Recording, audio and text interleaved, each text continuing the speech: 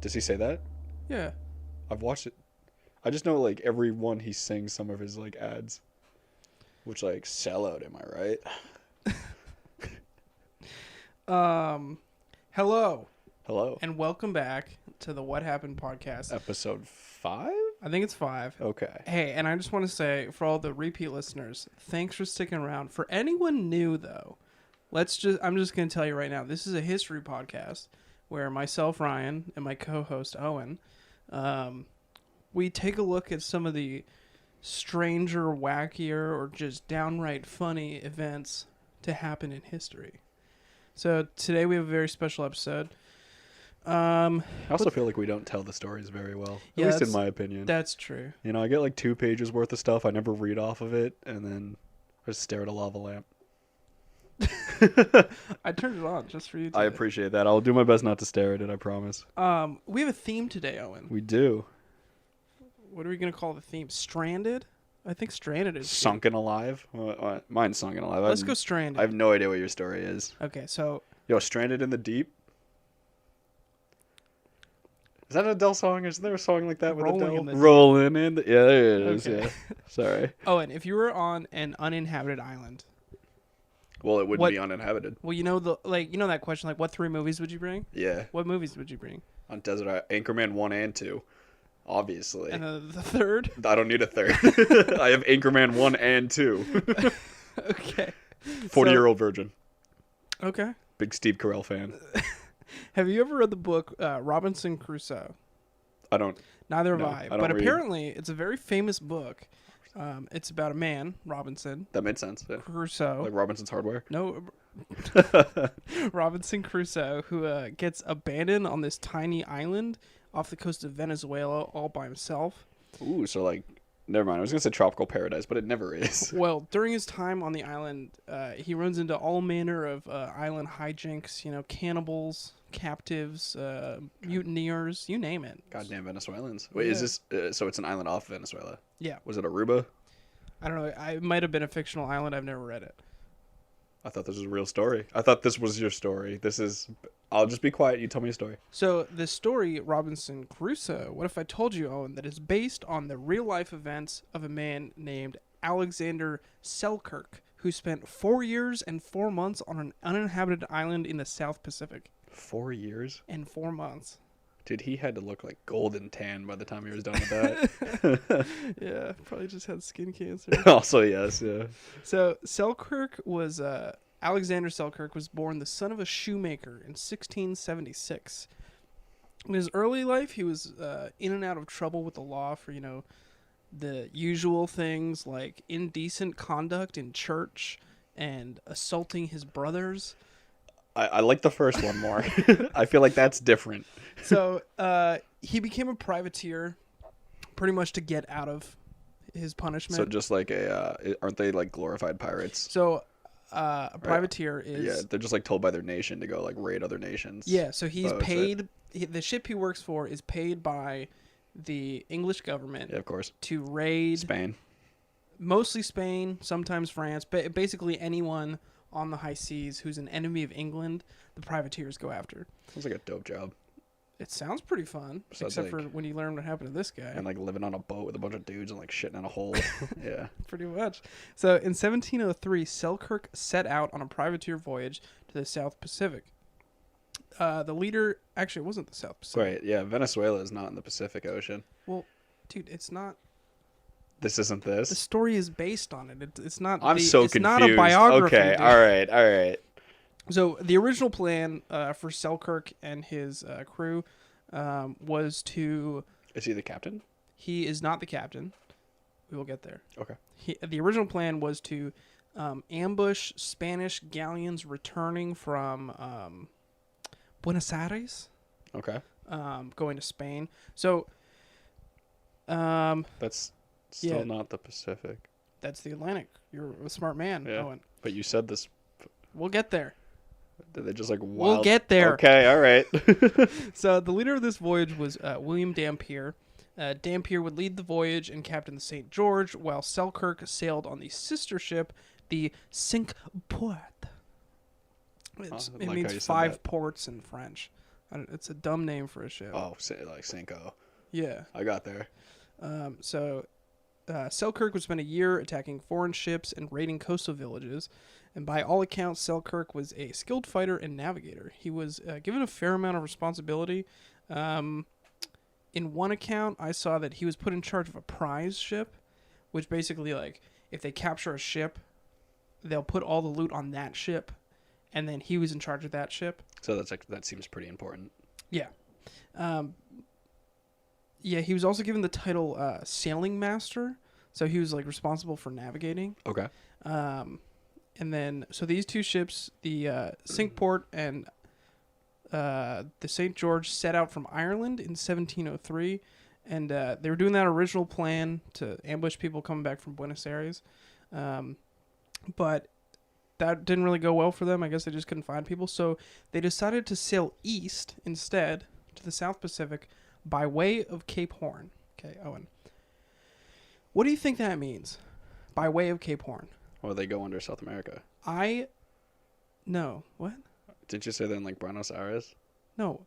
They're going east. They're sailing east. Yeah, from what, like England? To the South Pacific. Oh, I'm thinking west. My compass is upside down. Yeah, okay. All right. So under Africa. But they're going by way of Cape Horn, which makes me think that they're going through the Strait of Gibraltar, like Mediterranean Sea to the Red Sea to the Gulf of... yeah, but that strait isn't there yet. Yeah, well, that's what I thought. I mean, they could have just hugged Africa to not get lost.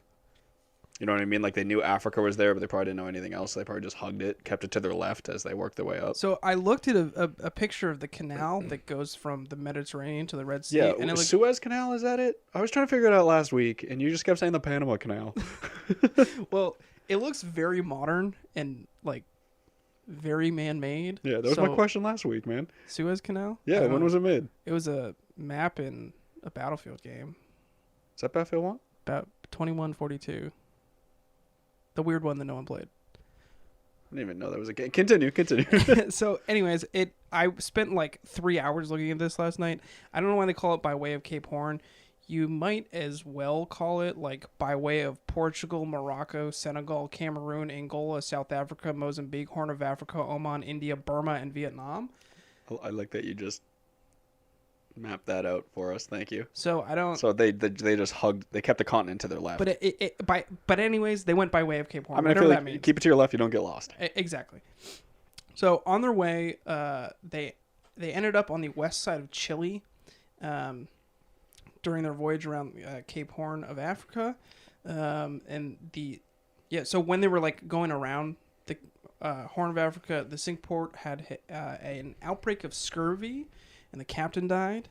So they put a new captain in charge, 21-year-old Thomas Strandling, I think it is, and he was apparently a real jag. What do you do? He's just not a pleasant man, I guess. So put him in charge of the treasure. Yeah, he's 20. Dude, imagine you're 21-year-old and you're like in charge of a bunch of pirates. I'd have an attitude, you know? Yeah, I'd have a tude. Yeah. So they're west of Chile and they desperately need supplies. So they stop at the Juan Fernandez Archipelago, and they stop on this tiny little island called Mas a Tierra for food and water. So at this time, Alexander decided to speak up to the captain and say, like, called him a dick.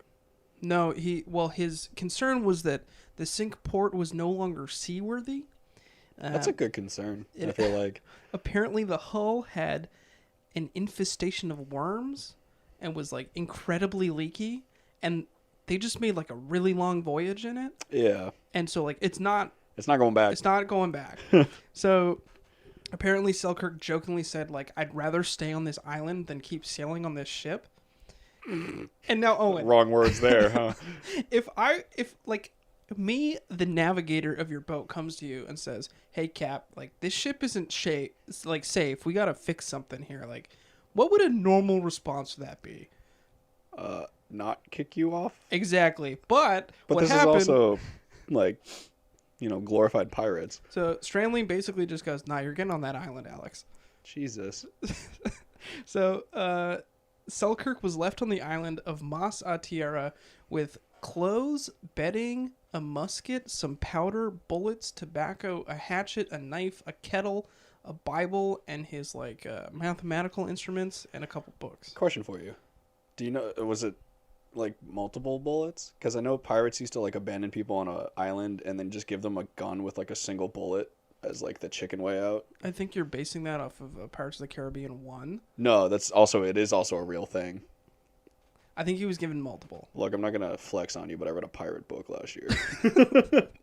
I bought it in an airport. I think they gave him multiple bullets. Okay. Apparently, he immediately regretted his decision. I would. As they were sailing away, and he like charged after the boat. It was like, guys. That's a prank gone wrong. But Strandling did not turn back for him. Dude, that's rough, man. They kept sailing away. How do you think the morale on that boat was after that? It was probably just like, listen, this is the one guy that is concerned for our safety. Everyone here thinks we're gonna drown. Did you also say he was the navigator? Yeah. So he's like also the one guy that can like truly get you back? They probably had a backup navigator, or they just keep Chile to their left, and they'll be fine. There you go. I feel like no one cracked a joke that entire ride back. Oh, I'd be terrified. Yeah, I'd be like, I'm not speaking up to Cat. No. He just left Alex on a freaking island. So that's how he found himself all alone on an uninhabited island 400 miles off the coast of Chile. What year was this? I'm sorry. 1703, I believe. Okay. And because the island is 400 miles away from Chile, That's a tough swim. Out of the question to build a raft or anything. Yeah. So what do you do when you're stuck on an uninhabited island?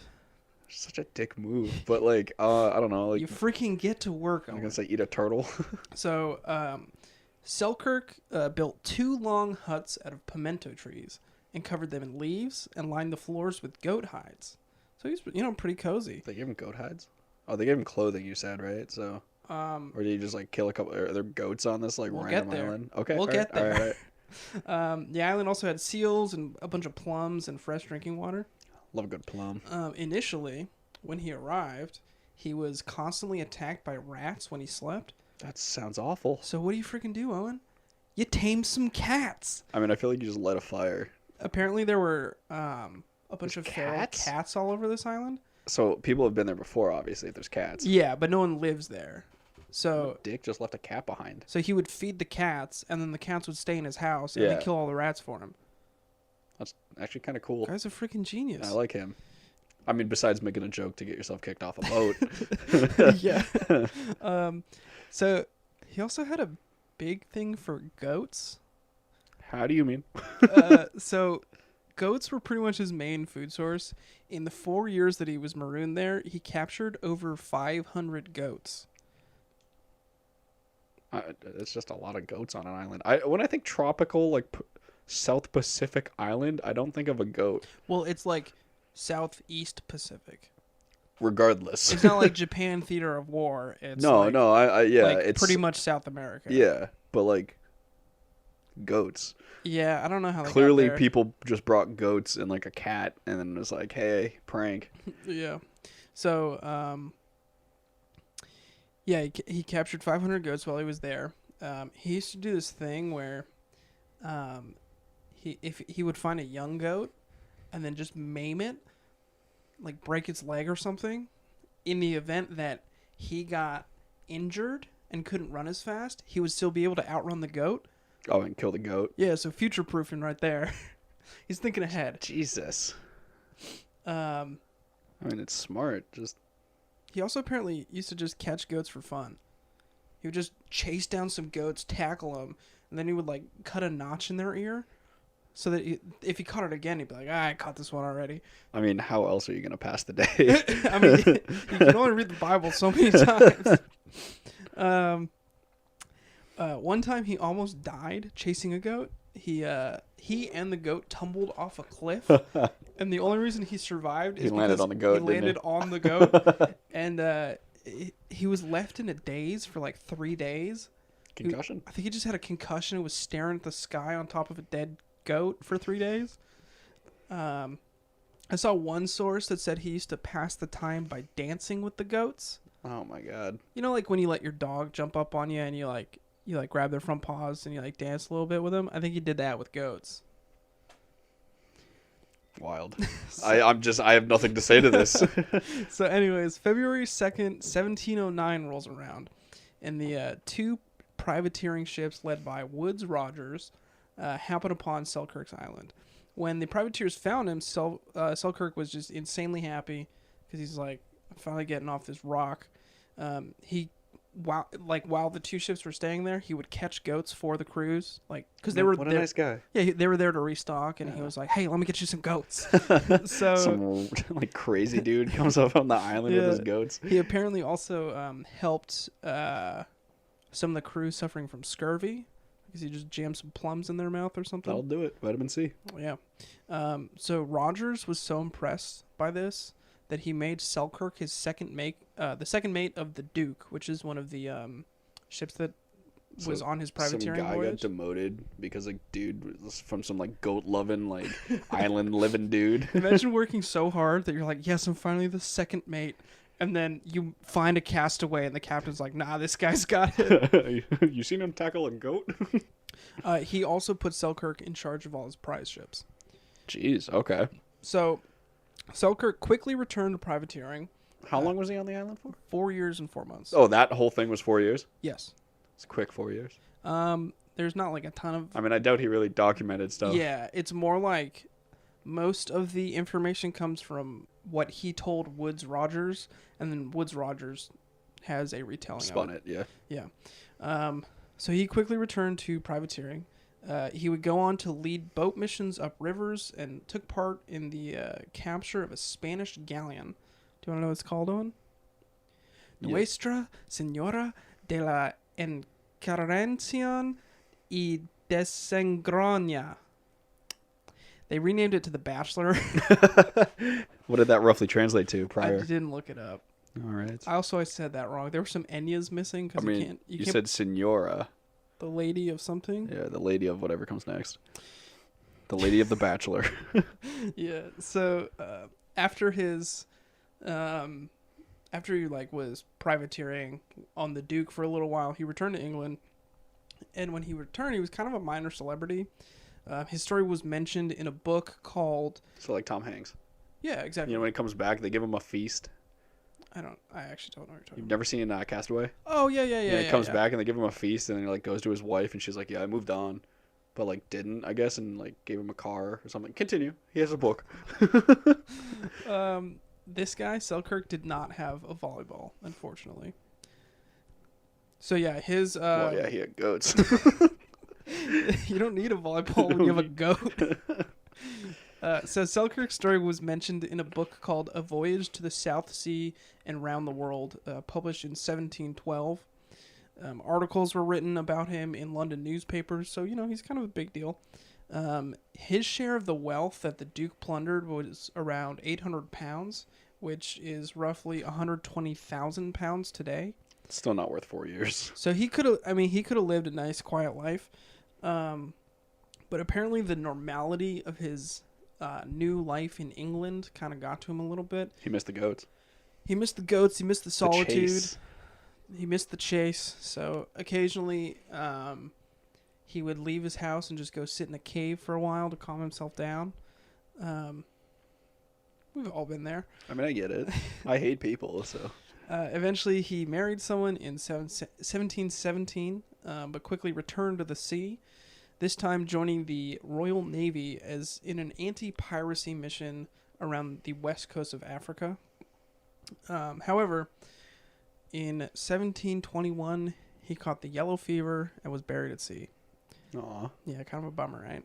Can't just hold on to his corpse, circumnavigate, put him on the island with the goats.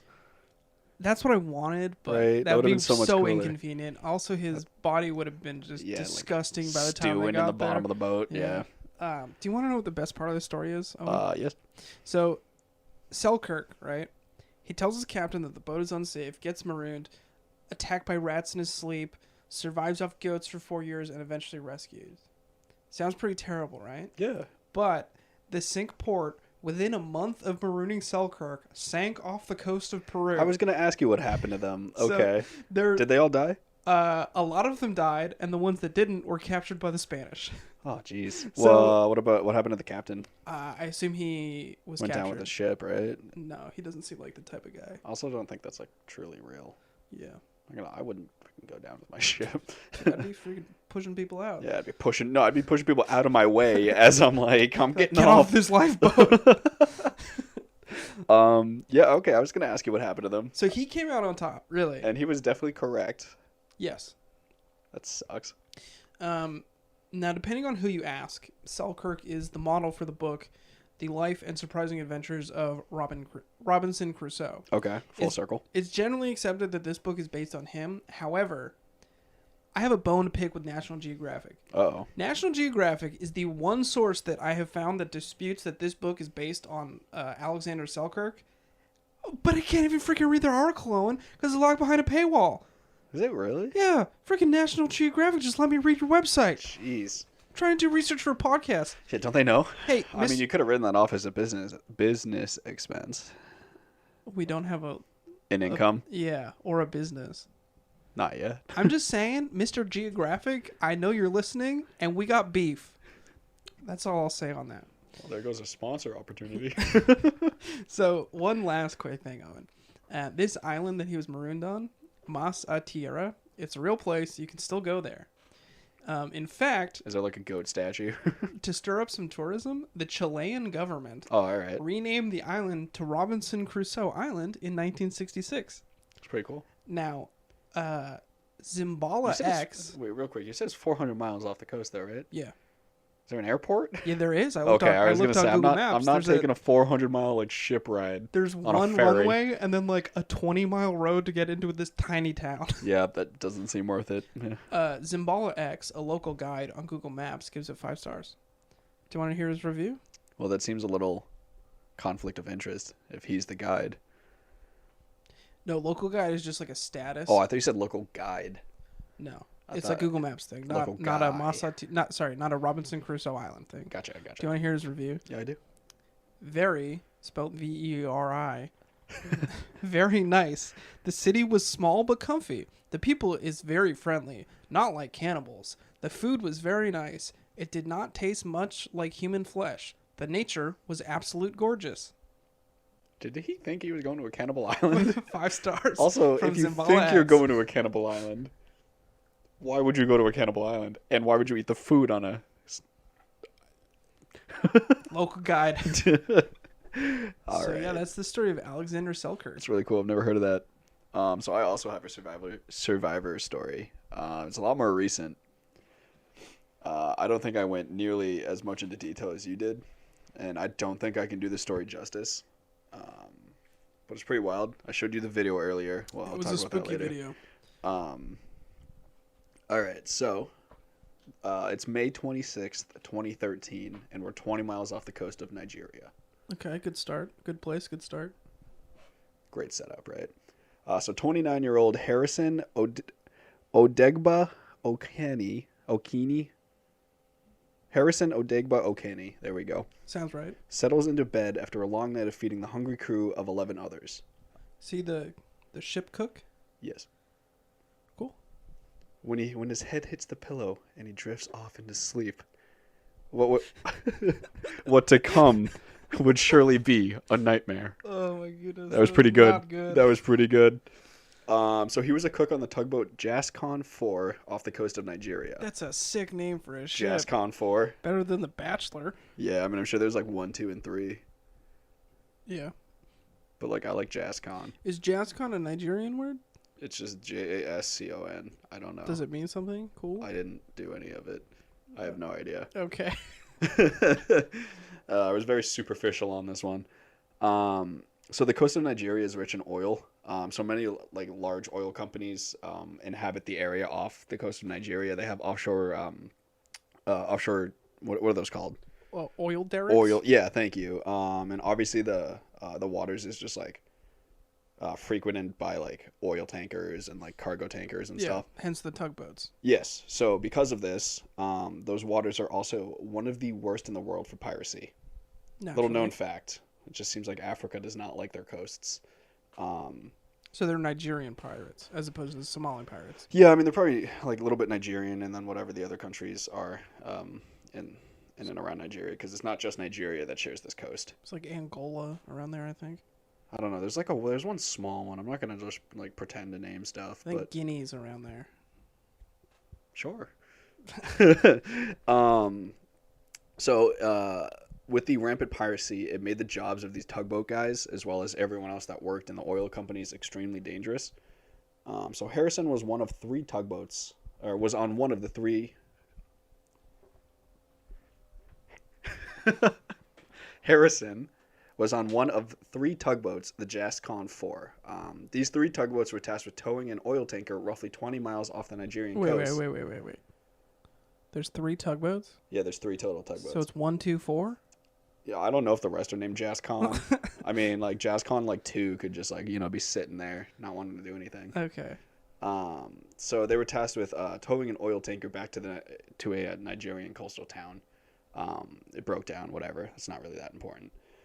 So all 3 tugboats latched ropes to the tanker and began the slow pull back to the shore. So they just like dragged the boat back.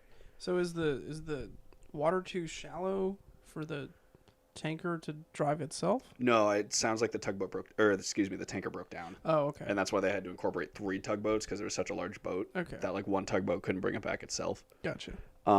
So at roughly 4:30 in the morning, in rough waters with large swells, the Jascon 4 keeled over due to a large swell. So a big swell hit it from the side, it keeled over onto its side. So it's just fully upside down. Correct. So the tow line snapped, and it just left the boat helpless in the rough seas. All the other ships could do was watch in horror as they witnessed Jascon 4 quickly keel over and disappear into the ocean. So no one attempted anything? It sank incredibly quickly because the waters were really rough. Oh, really? So a wave hit it from its side, it keeled over, and then it was just upside down in rough waters. Like the line that it was towing the oil tanker was snapped, and then like the boat was drifting away, sinking. Yikes. Yeah, and it's also like the water's rampant with piracy. I'm probably just gonna be like, that sucks. Yeah, time to leave. Yeah, good time to get out of here.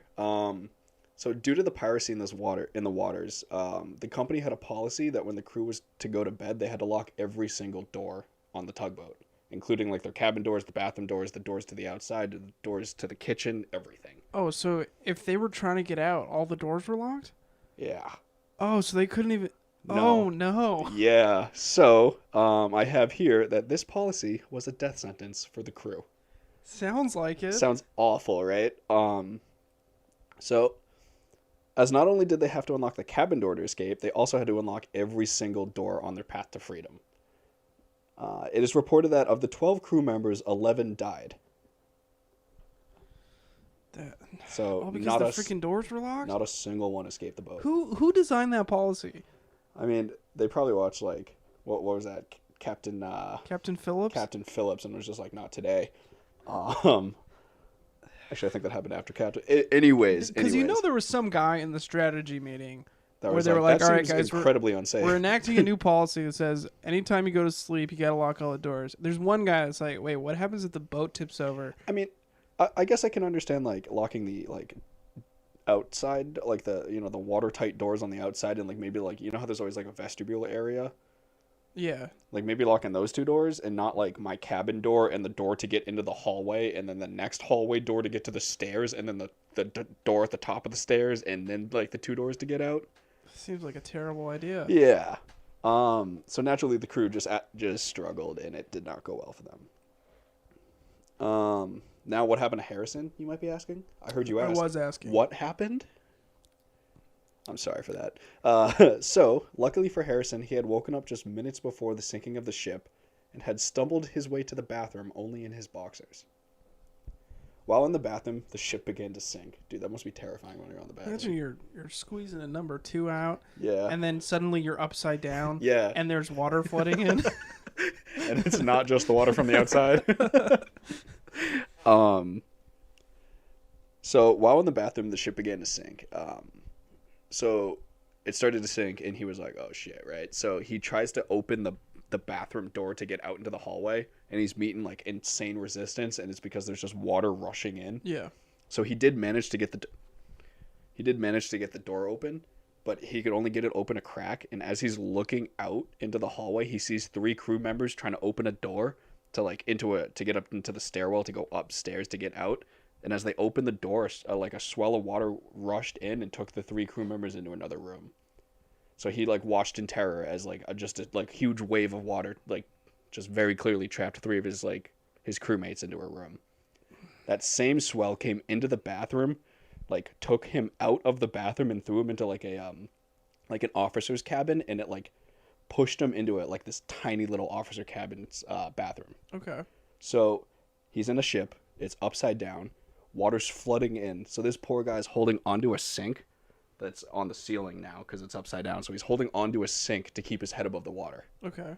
And so the boat sank so quickly that air pockets develop. You know, when you take a cup and you like throw it in the water and it's upside down, you know, there's air. Yeah. So luckily for him, since the boat sank so quickly, there was an air pocket in this tiny little bathroom for him. And luckily as well for him, since it was witnessed by 3 ships, they quickly called for a rescue effort. So a diving crew came out. I don't know the timeline of how long after the ship sank, but everything I read, it just like stated quickly. Well, that's good at least. They were 20 miles off the coast, so I don't know, like an hour. So the diving crew was able to locate the wreckage, but it was 100 feet beneath the surface, sitting on the bottom. It was upside down, and since the boat landed in like, I guess there was like silty water, silt like on the bottom. It was sandy and muddy, so that was all picking up. So the water around the boat was just like, the visibility was like you couldn't see your hand 2 inches in front of your face. Like that video I showed you, that was the visibility the entire time. I've swam in some silty water, and it was can't see anything. Quite horrifying. Yeah, you just can't see anything. So since the crew wasn't equipped for deep diving, they didn't think the boat was that deep. So I guess like their policy is for like rescue efforts, you dive down and then you knock on the hole in like any door or window you can find, and then you wait to hear if someone knocks back, and that's how you know if someone's alive. So naturally they did that. Poor old Harrison was like inside, like I said, in a bathroom, so it wasn't like against an outer wall. So he heard them banging, and he was banging back, but they couldn't hear him. Oh no. So rescue efforts were called off. The diving crew pulled out, went back, and then in a couple days a salvage crew came out. So they're just assuming that everyone on board is dead. Yeah, so like they're like, hey, we're gonna call off rescue efforts. It's horrible weather. It's like 5 a.m. We'll come back out when we have the resources to salvage the boat. Okay. They know where it is and everything, so it's like, you know, it's like, oh, we'll just come back when the weather's better. Yeah. So for Harrison, it's now approximately 1 day later, and he's still clinging to this tiny air pocket within the bathroom, just holding onto a sink. It is pitch black. He's in freezing cold water. It's about up to like just about to his neck. Yikes. For a day straight. My arms will give out. Yeah, I mean, you also float in water though. That's true. But like still, like I can tread water for like, I don't know, like 2-3 minutes. Yeah, I mean, I'm pretty buoyant though. Yeah, you are. Yeah. But like still, you're in pitch black water, or you're just in the darkness in freezing cold water. People were banging outside, and then you don't hear anything. So like, I would just be terrified. I wouldn't know what to do at that point, right? I would be accepting my fate at this point. Yeah. Harrison didn't. So Harrison knew that he would be running out of air in this tiny little air pocket that he was in. So this guy decided that he was going to find his way in the darkness, and he wanted to attempt to escape the boat. He didn't realize how deep he was, had no idea where he was within the boat itself. He just knew he was in a bathroom in the boat. How deep is the boat in the water? 100 feet. It's so the bottom of the ocean is 100 feet, and it's at. So theoretically, if he were to attempt to escape, he would die. He would have to hold his breath find his way through the entire ship, unlocking doors in the dark. Yep. Upside down, and then swim 100 feet to the surface. Correct, and not try to die from like what is that called? I have it written down in here. The bends. Yeah, which is also, what's the real word for it? I know the bends is what it's called as well. I don't know the real word. Oh, decompression sickness. That's it. That's what it is. Nitrogen bubbles. Yeah, nitrogen bubbles in here. It's not great for your brain. No. So it's 1 day later. He knew he had to find a different air pocket to survive, or at least try to escape, right? So he took a big breath, went underneath the water, and pitch black felt his way through, and just miraculously just wound up in another room. It was like a different officer's cabin that he wound up in, And it's estimated from his estimations and the we'll get there, that it's roughly about a 4 foot long by 4 foot high air pocket. So it's about a square. Okay. So Enough much to breathe bigger for a while. Yeah, so much bigger than where he is now. Yeah. So he's like, okay, I figured out the problem of air, but I'm in freezing cold water in pitch black, and I'm just wearing boxers. Like, I'm gonna die of hypothermia. Yeah. So he gets his bearings and is like, okay, like, I mean, it's still pitch black in there, so I feel like no matter how long you're in pitch black, you'll never truly be able to see anything. Correct. So he's like, all right, I need to find something that'll get me out of the water, or at least partially out, because he's still like up to his chest in water, so it's not gonna go well. So he finds, like, I think it was like a hammer or like a screwdriver in a drawer, like a desk drawer, and he uses that to like scrape off the metal paneling on a wall. And he also finds a soaked mattress, so he's able to get the mattress to float on top of the water, and then with the metal paneling, he makes himself like a little bed kind of thing that he can sit on. So it's still not taking him fully out of the water, but now his upper half is out of the water. Yeah. So it's just like his legs are going to be sitting in the water from now. Okay. So he's helped himself with hypothermia, right? So the where is it? So the company of the tugboat, Jascon 4, had sought the help of the DCN Global, which is apparently like a huge oil company that was, like, they were towing their boat back. The tugboat was just licensed through a smaller company. Okay. But DCN Global sought a salvage company to retrieve their boat for them. So the team supplied a deep dive salvage team, as well as like a deep diving boat. I guess it's like a specialty boat kind of thing that can, like, it has cranes and stuff to pull the boat up, and then like doesn't really matter, but it has space to tow the boat back. Okay. So the task ahead of the crew was daunting. Not only did they have to retrieve the bodies of the crew, but the boat was capsized, sunk in fine silt, had zero visibility, and was locked from the inside out. So did they have to like cut through all the doors? Yeah. So a dive team of 3 men called Dive Team 2 took on the task. The supervisor of the dive team was Colby Werrett, and he was talking to the crew via like radio communication, and they also had a camera on their lead diver, who was Nico. I don't know if I have his last name. Nico Van Heerden was the main diver. Okay. So the supervisor had a camera on Nico, could see what Nico was doing, and could talk to all 3 divers. That sounds like the name of a man that would break your heart. Nico? A scuba diver named Nico? Yeah, right? Works off the coast of You Nigeria. spent a summer with him in Greece, and then he leaves you for another woman. Yeah, so that's Nico. Sounds like a real cool dude. Right? Honestly, kind of badass, not gonna lie. Like a deep dive salvage guy. I think those guys make pretty good money. I would hope they make bank. I'm too scared to do it though. Dude, I really want to like get my scuba license, but if I can't see more than like 50 feet in front of me, I'm not going in the water. I'm out.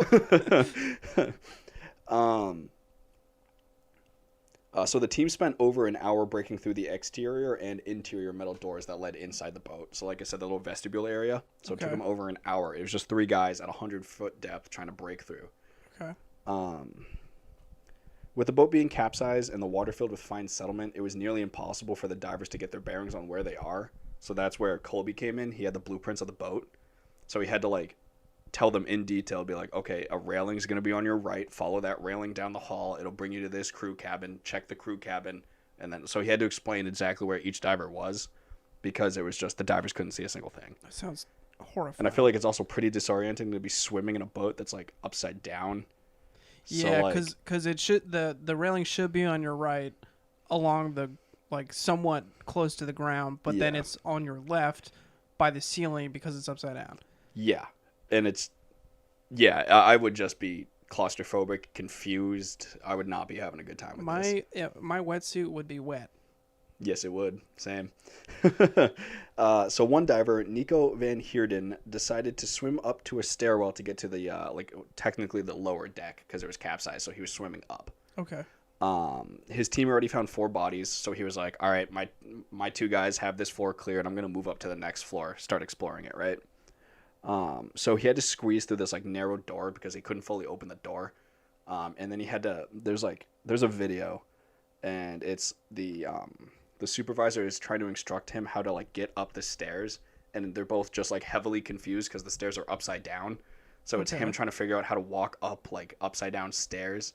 So if you were swimming up, it would be like along your back. Yeah, so they were just very confused, and Nico decided that it would be easier for him to like feel it with his feet and like use his feet to like work his way up the So stairs. he's also upside down at this point. Yeah, everyone is just everything. It's a very confusing situation. Yes, yeah, and he can see like 4 inches in front of his face, and that's it. Yeah. Awful. So while Nico fought his way through the darkness, and with near zero visibility, he saw something out of the corner of his eye. A hand was reaching out through the blackness toward his face. Nico, believing it was just a corpse, attempted to push the hand away. Just terrifyingly, the hand just grabbed his hand. Now, I would be. Oh. So I've seen, you just showed me this video, and we can't really link to it, but I'll do my best to describe it. Real quick, I'll say there is, if you just look up his name, Harrison Ojegba Okeni on YouTube, you'll find a video. It's wild. It's pretty much just like a silty nightmare. You can't see anything. It's all green, and there's like a bunch of crud floating in the water. Yeah. And then just suddenly you see a hand emerge from nowhere. But like at him. Like it like lunged at him. Yeah. And then the diver just sort of like touches it, and then he like squeezes it, and then it squeezes back. Yeah. And he freaks out. Yeah. And then I think my favorite part of the video is the supervisor was like, so in the video you can only hear the supervisor talking. It's hard to hear the diver. So you hear the diver just like mumble, like it's just like high pitched mumbling, and then the supervisor goes, "Oh, you have one? He's alive?" And then the supervisor just goes, "I don't know what the fuck to do about that." And I was like, "I get that. Like you're a salvage team." So the supervisor is like, "All right, follow him, get to where he is, reassure him, give him thumbs up, let him know we're here for him." So in the video, the diver surfaces into the little air pocket, and you can just see Harrison is just sitting on this like metal thing with a mattress next to him, and like waist high water, and just like how would you like that expression was just he was still terrified. It was partly terror and partly like just insane relief because someone did find him. Yeah, and that's like one of the most hopeless situations you can be in. You're just stuck in the darkness, knowing you're in a shipwreck. Yeah, and also like. You don't know what time it is, but like you think a day ago someone was knocking on the hull outside and they clearly didn't hear you. Yeah. It's also reported by Harrison that so he was sitting in this room and he heard the commotion outside the boat, so he knew someone was coming in. And he was like 20 minutes went by and he just saw a light in the hallway go by him. So it was Nico swimming by him, and he tried to swim after Nico, but Nico was too fast. So then when Nico worked his way back to the stairwell, that's when Harrison stuck his hand out in front of Nico and surprised the crap out of him. Okay. So Harrison thought like, oh, I just saw the diver, but my luck is gone. Like the diver disappeared. So like, still must be an awful feeling. Yeah. Of like knowing rescue is right there. So after nearly 60 full hours underwater, Harrison was found. Even though Harrison was found, his ordeal wasn't over. Harrison was suffering from decompression syndrome, or the bends. And they knew that bringing him to the surface immediately would just kill him. Yeah, because I don't imagine they have a decompression tank on a salvage boat. They do not. Also, the problem is, so they had to send one team member back up. He had to get scuba gear and had to come all the way back down.